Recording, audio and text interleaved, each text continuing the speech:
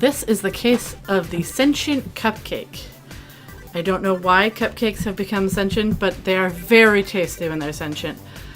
You'll see currently I am shading the top. You see I put a little bit of light pink to one side and then started with a dark pink and then filled it in with a medium.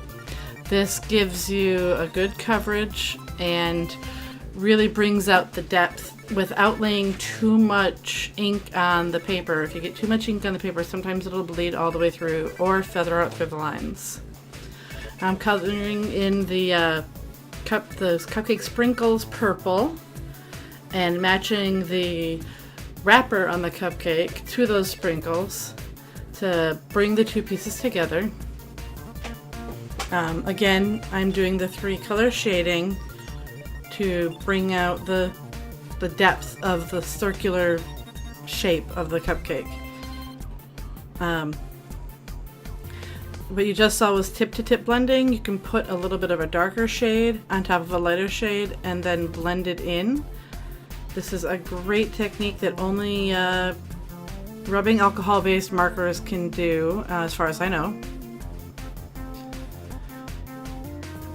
Now you'll see that some of the black bled a little bit into the purple because the purple was still wet. So I push it back in and then put a line back around the eyes to hide any feathering. Now you've got a dark blue drop shadow.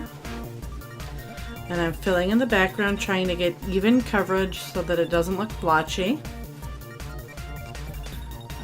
This takes longer than I'd like it to. You do want to try to move fast when you do that though, because you want the two sides to remain wet so that when you combine them you don't get a shadow change at that line.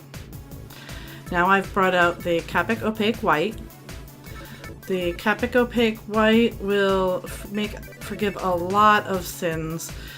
I at one point covered over the little secondary shine and I just popped it back in there with the opaque white. Not a problem. I am cleaning up a few lines here, making sure my drop shadows are in tight, and voila, Sentient Cupcake.